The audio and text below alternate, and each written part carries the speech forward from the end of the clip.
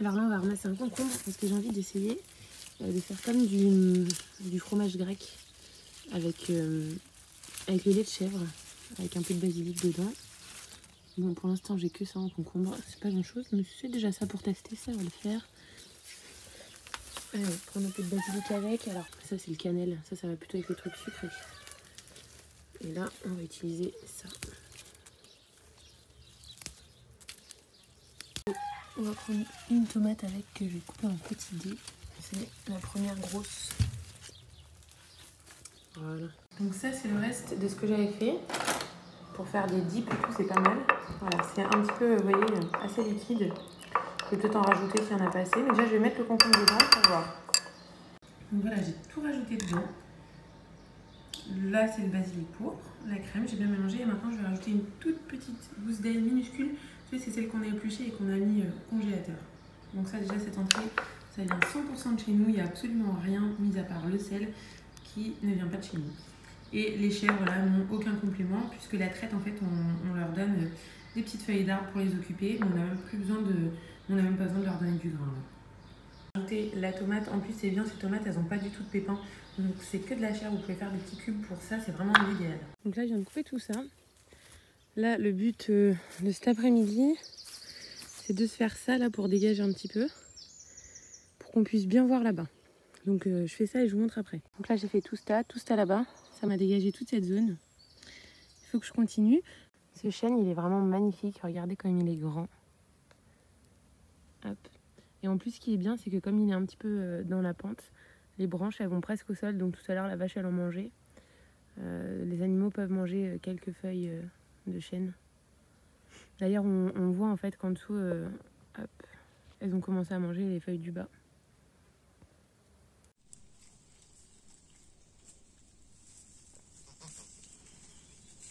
Là, on peut voir que leur préférence, c'est vraiment les feuilles d'arbre. Feuilles d'arbre, de ronces, c'est vraiment les choses qu'elles préfèrent.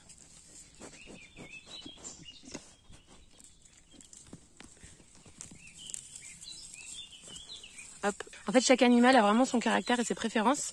C'est ça qui est bien en fait là dans le fait d'associer plusieurs espèces en même temps, c'est que les chèvres vont vraiment se concentrer sur tout ce qui est arrête. Les chèvres vont vraiment se concentrer sur tout ce qui est buissons, ronces, arbres. Les vaches, elles aiment bien les herbes hautes. Quand c'est vraiment monté haut, elles mangent aussi quelques feuilles d'arbres, hein, mais vraiment de façon moins goulue que les chèvres. Elles le font, je pense, parce qu'il doit y avoir des minéraux ou des choses, des vitamines qui leur servent, mais elles ne font pas que ça. Alors que les chèvres, si vous les lâchez dans un pré où il y a des bordures, elles vont d'abord aller dans les bordures, hein, c'est sûr. Là, on la voit faire, il y a quand même de l'herbe par terre, elles préfèrent manger les feuilles. Et les moutons, eux, ils aiment alors les jeunes pousses de ronces, mais ils vont pas attaquer un buisson de ronces. Ils vont vraiment manger les petites ronces qui sont au sol. Et ils aiment l'herbe, mais pas trop haute, plutôt l'herbe un peu courte. Pas non plus trop courte, hein, parce que sinon ils vont manger de la terre et surtout beaucoup de vermines, de parasites. Mais ils préfèrent quand même quand c'est pas super haut.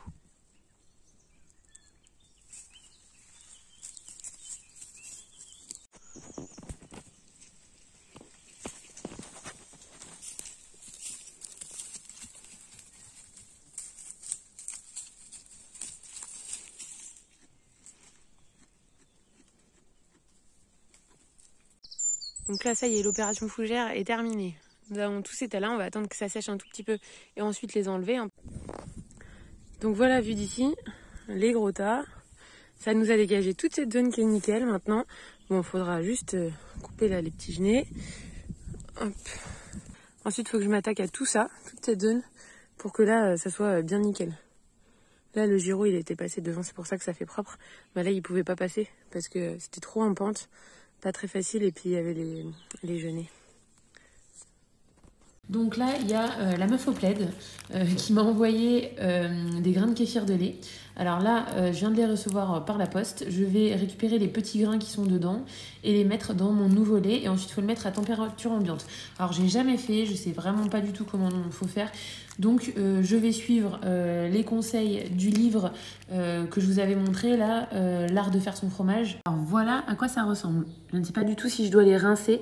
J'imagine qu'il ne faut pas du tout, si vous êtes connecté au réseau, il ne faut pas les rincer avec de l'eau chlorée, parce que j'imagine que comme c'est des bactéries, enfin ouais, comme c'est une culture de bactéries, j'imagine qu'il ne faut pas trop leur mettre dessus du chlore. Donc je pense que je vais les rincer juste avec un peu de lait en fait. Et ensuite, je vais mettre dans le lait. Donc, dans les commentaires, il y a quelqu'un qui m'a dit, donc il n'avait pas encore d'animaux, hein, mais que si le lait de chèvre était facile comme ça à avoir, enfin plus facile en tout cas qu'une vache, qu'il voudrait faire son beurre avec le lait de chèvre. Alors, je vais te montrer pourquoi c'est pas possible. Là, tu vois, ça fait 24 heures que ça repose. Et tu vois, la quantité de crème qu'il y a, c'est juste ça. Il n'y a que ça. Tu vois, regarde dessous là. On voit le lait. Tu vois la différence entre le blanc foncé et le lait un peu plus clair? Donc là, en gros, sur 1 litre de lait, tu as 1 cuillère à café comme ça de crème. C'est-à-dire que sur une consommation familiale, nous là, 2 litres, 2 personnes, c'est largement suffisant pour faire tout ce qu'on a à faire. Fromage, l'utilisation de lait au quotidien, etc. Donc, on va dire, tu vas avoir 2 litres, si tu as un couple ou une famille, 2 litres ou 4 litres. Ça veut dire que par jour, tu vas avoir entre 1 et 2 cuillères à soupe de crème, sachant que ensuite pour faire du beurre, il te faut plus de crème que de beurre, quoi, puisque tu sors le beurre de la crème. Donc ce n'est pas possible. Si vous voulez faire du beurre, il vous faudra une vache. Voilà. Voilà, l'ensemencement est fait. Maintenant, il faut que j'attende 24 heures pour que ça fasse vraiment du kéfir. Et donc, on se retrouve dans 24 heures. Pendant ce temps, je vais potasser le livre L'art de faire son fromage. Je pense que demain, on va essayer de faire un Saint-Marcelin parce que c'est un fromage que l'on peut faire en bocal et mettre dans le frigo puisque il faut une température particulière pour la maturation du fromage. Et actuellement, comme il fait chaud, dans la cave, il fait pas entre 4 et 10 degrés, on est plus aux alentours de 13-15 degrés. Et si vous n'êtes pas dans un bocal, le problème du réfrigérateur, c'est que l'humidité n'est pas la bonne. C'est trop sec, alors qu'il vous faut, je crois, 80% d'humidité. Si je dis pas de bêtises, si j'ai bien retenu ce que j'ai lu il y a quelques jours, je vais re-regarder de toute façon là, pour être bien au point pour demain, parce que j'ai pas envie de gaspiller du lait, quoi, donc j'ai envie que ça marche. Donc du coup, le Saint-Marcelin, d'après les recettes, différentes recettes que j'ai vues, c'est le seul un peu qu'on peut faire en bocal. Et donc du coup, comme il est fermé en bocal, l'humidité, il n'y a pas de souci, quoi. Donc on peut le faire au frigo. Pour le kéfir aussi, tout est expliqué dans ce livre. Hein. Donc vous avez vraiment tout dans ce livre. Donc là, on est 48 heures plus tard. Normalement, c'est 24 heures en fait, donc des fois moins. Mais en fait, comme il a été envoyé par la poste, je pense qu'il a un petit peu souffert. Et là, du coup, je vais le filtrer et récupérer. Il me faut 60 grammes en fait. Mais je vais le filtrer, tout enlever et remettre du lait cru, propre. Frais. D'aujourd'hui. Donc c'est parti, là on va faire le Saint-Marcelin en bocal. Donc je vais prendre 4 litres de lait de chèvre.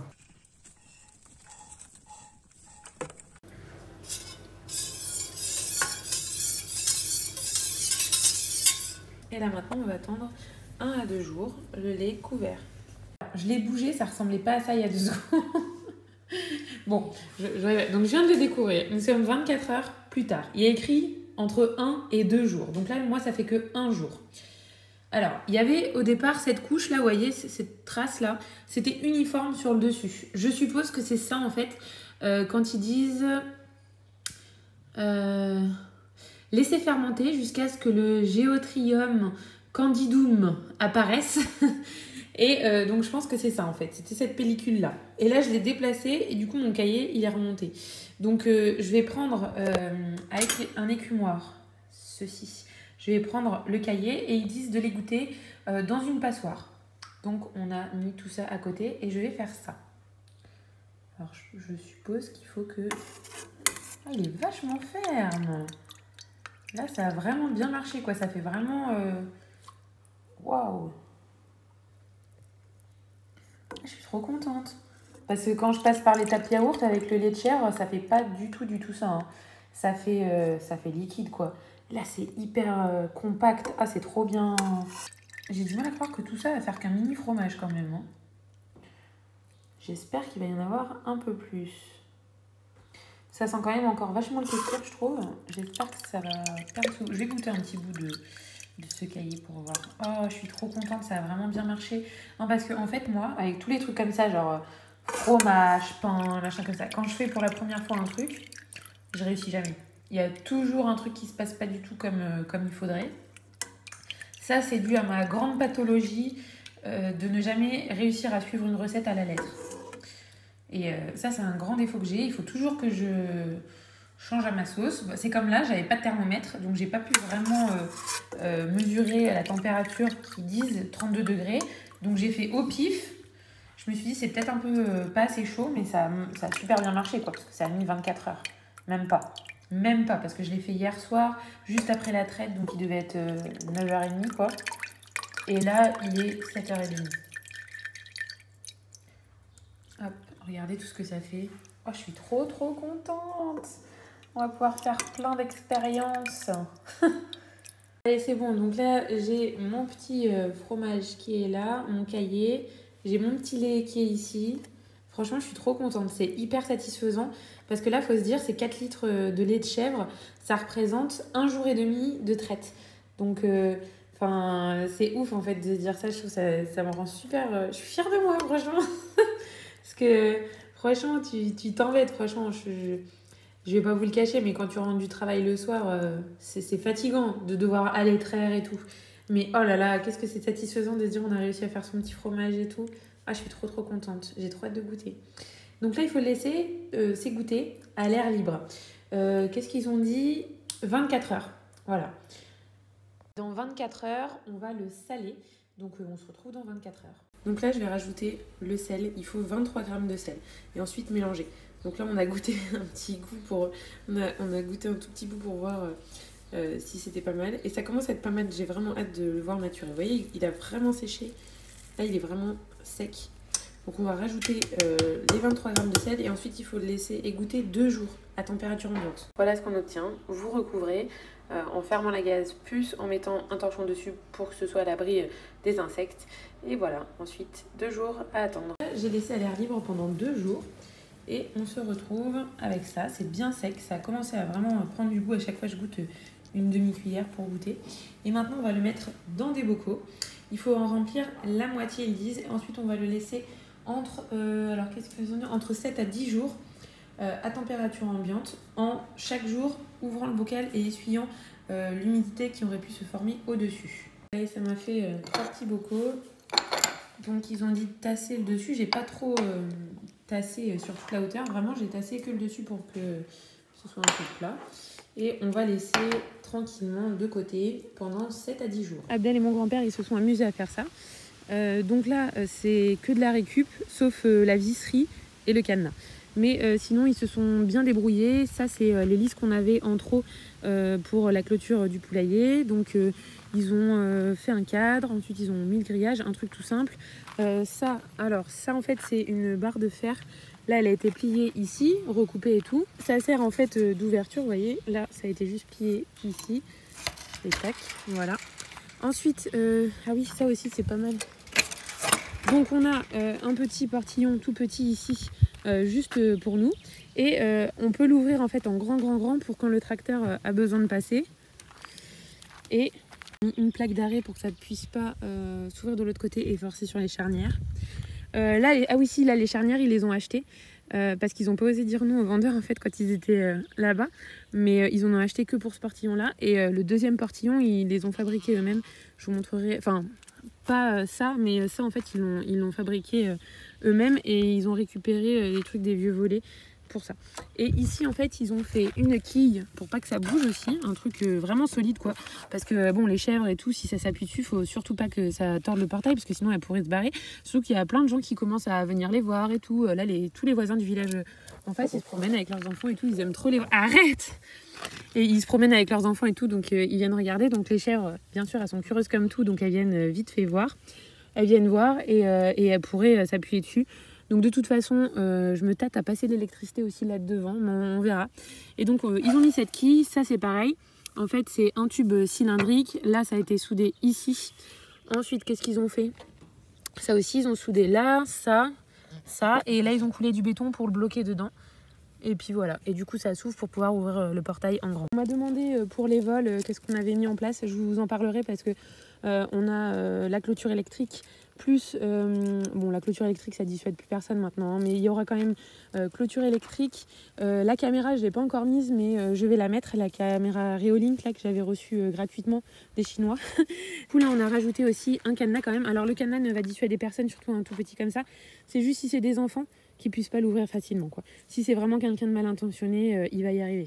Oui, pour le poste de clôture par contre, pour pas se le faire voler, le poste en lui-même sera juste devant la cabane, des abeilles. Comme ça, ceux qui veulent rentrer pour piquer les abeilles se feront électrocuter et ceux qui veulent rentrer pour piquer l'électrificateur se feront piquer par les abeilles. Ou alors il faut qu'ils volent les deux à la fois. Donc voilà, je m'étais dit qu'on ferait comme ça. Bon, il y aura quand même les poignées, hein, ils pourront passer. Mais bon, voilà. Donc voilà ce que ça donne, le portillon. Bon, c'est pas non plus un portillon de folie, hein, ça reste juste un portail de pré, quoi, de champ. Mais on a voulu faire un truc pratique parce que franchement, mon oncle, c'est juste du barbelé avec 3 piquets et c'est super pénible à tirer et tout. Nous, on doit venir plusieurs fois par jour, enfin plusieurs fois par jour pour le plaisir, mais en vrai, il faut qu'on vienne au moins une fois par jour pour la traite. Donc, il faut un truc qui s'ouvre facilement pour pas s'embêter, quoi.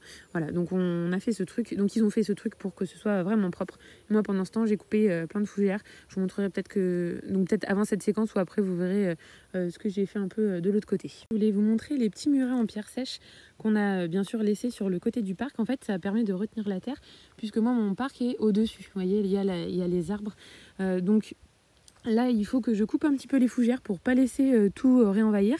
Et ensuite, je pense que je vais mettre en haut là des petites lavandes sur le dessus pour que ensuite, quand elles vont grossir, elles prennent toute la place à la place des fougères. J'espère, hein, j'espère. Je pense que ça c'est un peu dans mes rêves. Mais bon, je me dis, j'aimerais bien que là, en fait, ça soit végétalisé. Donc là, il faut vraiment que j'enlève ces fougères là et que je les remplace par d'autres fleurs. Parce que là, on est le soir, donc on voit pas tous les petits papillons. Si, il y a encore quelques petits bourdons. Voyez, comme c'est mignon. Regardez, il y a encore quelques petits bourdons. Mais la journée, il y a plein de petits papillons. Ça, c'est des ajoncs. Il y a des petites fleurs jaunes qui fleurissent aussi. Donc, il y a des moments où c'est tout jaune, des moments où c'est tout violet. Et donc, moi, je m'étais dit, sur le dessus, il y aura mes petites lavandes et d'autres petites plantes comme ça qui font des fleurs pour que ça fasse mignon. Et il faut que j'enlève toutes les fougères. C'est vraiment super joli. Là, toutes ces petites bruyères violette là, je trouve ça trop mignon sur le petit mur en pierre sèche. Alors je vous montre un petit peu ce qu'on a fait. Il faut savoir que quand vous avez des bovins, des ovins, des caprins, que vous êtes déclaré en tant qu'éleveur, donc normalement vous êtes obligé d'être déclaré en tant qu'éleveur. Ce n'est même pas un choix, c'est obligatoire. Donc on va partir du principe que tout le monde se déclare. Donc si vous êtes déclaré, tous les ans pour les bovins et tous les 5 ans pour les ovins, il y a ce qu'on appelle la prophylaxie, donc brucellose. Pour les ovins à l'achat, vous avez une prise de sang, IBR et l'autre truc, je sais plus ce que c'est, tuberculose peut-être. Et donc les vaches c'est tous les ans, les ovins c'est tous les 5 ans, mais la première année où vous êtes déclaré, vous avez 2 prises de sang distinctes à je crois 5 mois ou 6 mois d'écart, je sais plus exactement. Donc du coup, vu que là ils sont en totale liberté sur 4,2 hectares, on a fait un petit parc de contention pour quand le vétérinaire vient, parce que vous allez peut-être pouvoir en attraper un comme ça par hasard, mais une fois que le premier il a vu que le vétérinaire est venu pour les piquer, tous les autres ils vont se barrer, hein, c'est évident. Donc du coup on a fait ce petit parc, donc tout ça c'est en dur, et là la porte on sait pas encore si on la laisse comme ça, sachant qu'en fait elle sera tout le temps ouverte, ou si on fait vraiment une vraie porte. On a fait tellement de portillons là tout autour du terrain que je sais pas si on va encore en faire un, parce que j'ai l'impression qu'on a fourré des portillons partout. On leur a mis ici une auge, donc ça c'est mon grand-père qui l'a fait, c'est juste 5 planches, hein. Ça lui a fait très plaisir de participer. Donc il nous a fait cette très jolie auge en bois, il a mis une petite fente devant, donc là elle est un petit peu bouchée, hein, mais je vous assure il y en a une, donc quand ça va pleuvoir, normalement l'eau elle peut s'évacuer par là. Peut-être que si on voit que ça stagne, il faudra l'agrandir un petit peu pour pas que ça puisse trop se boucher, ou alors penser à la nettoyer de temps en temps.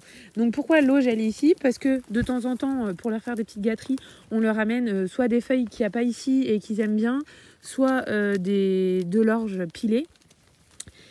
Et du coup, elle me gratte le dos.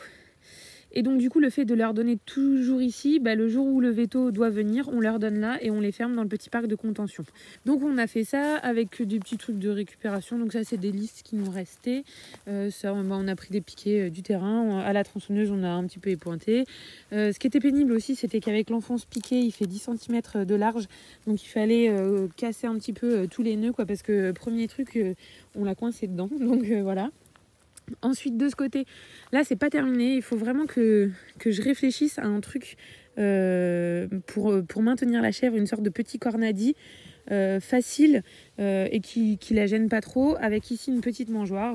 Faut vraiment que je réfléchisse à trouver une solution parce que actuellement elle bouge quand même pas mal pendant la traite. Au début non, mais à la fin elle commence à s'impatienter, je pense, parce que j'ai pas encore le mouvement exact, donc moi je mets à peu près 15 minutes par chèvre et je pense que c'est un peu long. Là quelqu'un qui a l'habitude de traire m'a dit que lui il mettait 2 minutes maximum par chèvre, quoi. Donc voilà, il faut que je m'améliore. Je mets 15 minutes en faisant tétine par tétine. Donc si j'arrive à faire les deux en même temps, je devrais mettre 7 minutes, mais je suis encore trop longue par rapport à lui, donc je pense que c'est mon mouvement qui va pas, il faut que je m'habitue. Donc en fait, là c'est le parc de contention pour veto, et là ensuite pour la traite, on prend la chèvre qui doit se faire traire, on ouvre ici la petite porte, on referme derrière nous, et la chèvre elle est dans le sens là on la met dans ce sens là, et moi je me mets devant, collée contre elle. Et là en fait, donc l'idée ça serait de faire un petit décroché comme ça en bois où elle va pouvoir manger dedans, et en même temps qui se referme comme un cornadi, quoi. On a laissé du bois là-bas derrière, des fois qu'on aurait quelque chose d'autre à fabriquer en idée. Et voilà, et ça c'était pour s'asseoir au départ.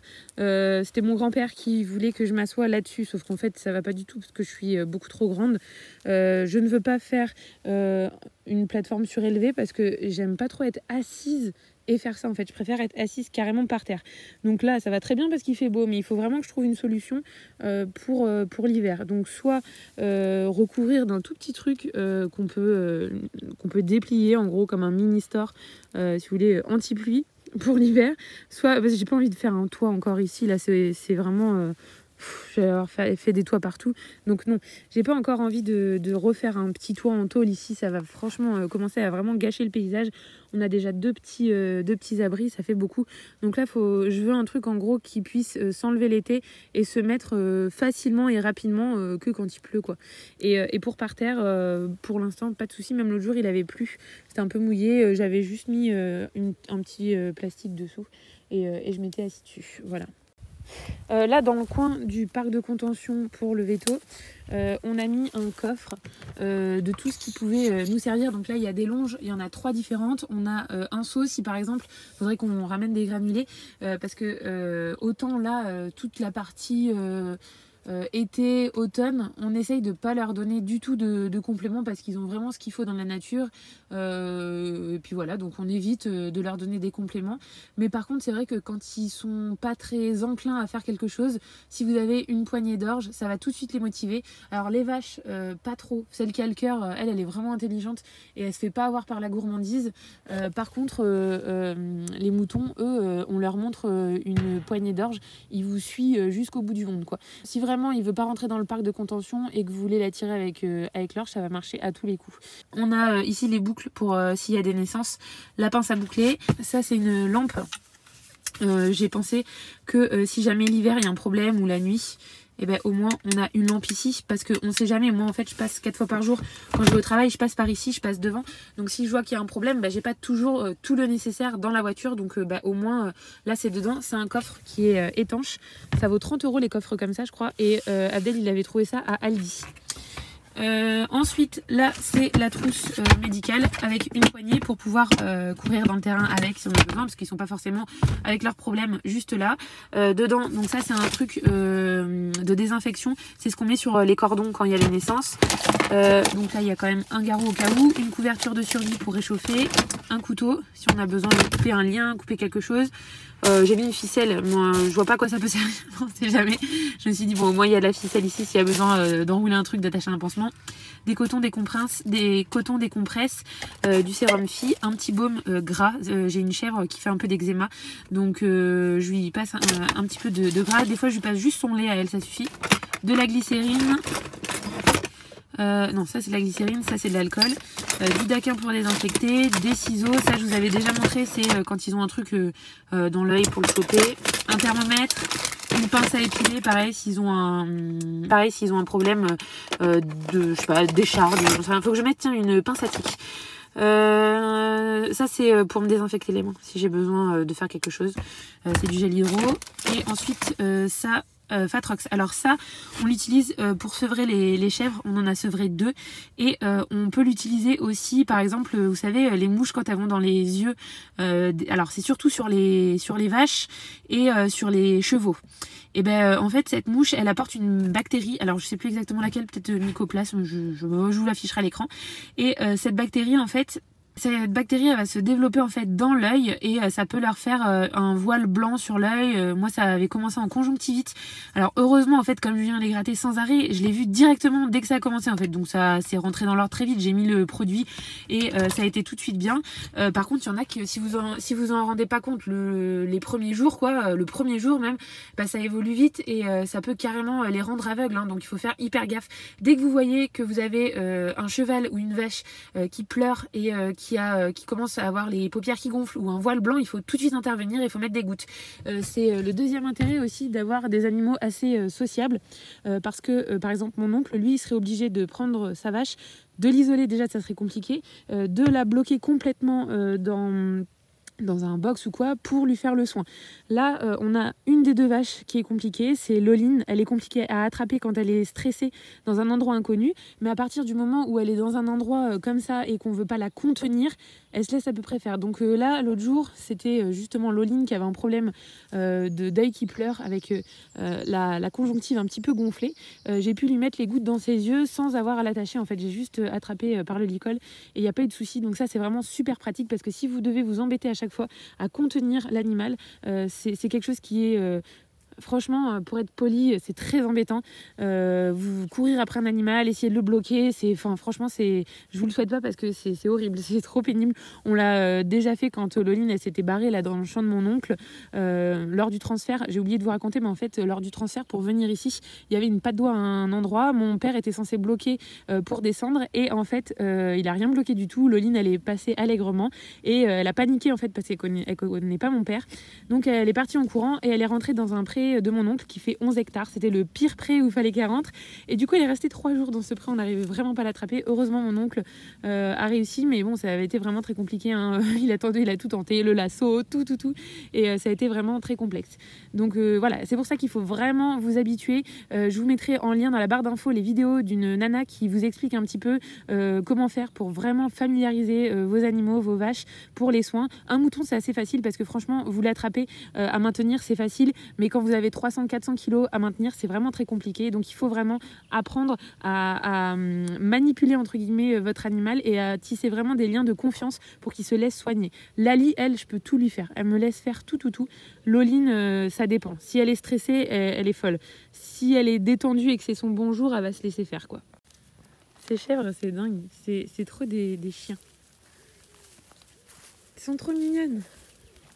Donc là, je traite celle-ci. Cette petite là, elle est toute jeune, elle a que 1 an. Donc du coup, elle a pas le pis où ça sort très très vite en fait. Elle a pas les trayons très efficaces parce qu'ils sont pas encore ultra habitués à la traite. Mais franchement, elle a pas mal de lait. C'est celle qui en a le plus. Et ensuite, je traite celle-là. Celle-là, on l'appelle léchouille parce qu'elle fait que lécher. Si je mets ma main, et voilà. Je fais que des petites léchouilles. Alors celle-là, elle est très pénible parce que c'est vraiment la tête pensante du groupe et elle est hyper possessive et jalouse. Elle fait vraiment de la protection de ressources. Je sais pas si ça existe pour les chèvres, mais là c'est exactement comme les chiens. Il faut toujours qu'elle soit avec nous et si les autres s'approchent de nous, elle essaye de donner des coups de corne. C'est pénible.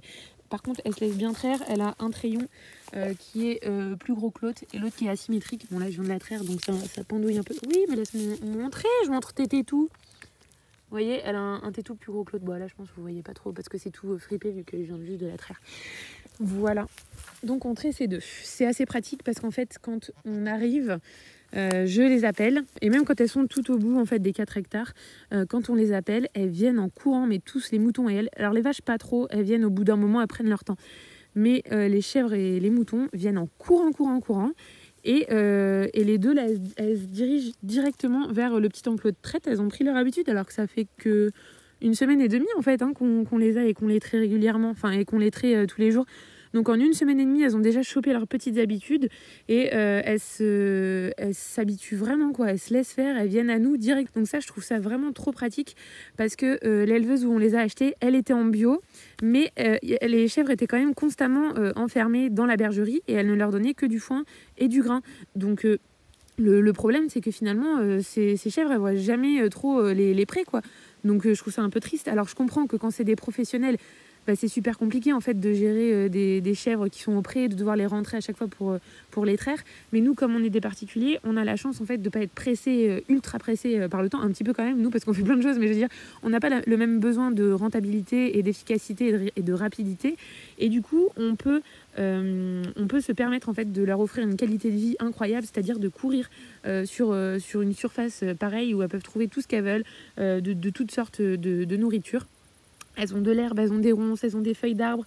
Elles ont en plus la chance d'avoir une prairie qui n'est pas artificielle, c'est-à-dire elle n'a pas été semée par un agriculteur récemment, labourée, etc. Il y a une diversité incroyable, du thym serpollet, de l'ail. Elles peuvent vraiment trouver plein de choses là-dedans pour leurs besoins, se soigner, etc. Et donc tout ça pour en revenir au fait que comme on est particulier, ben, on peut se permettre de faire ça. Et moi j'ai la chance en fait d'avoir 2 chèvres qui vont directement à la traite sans se faire prier.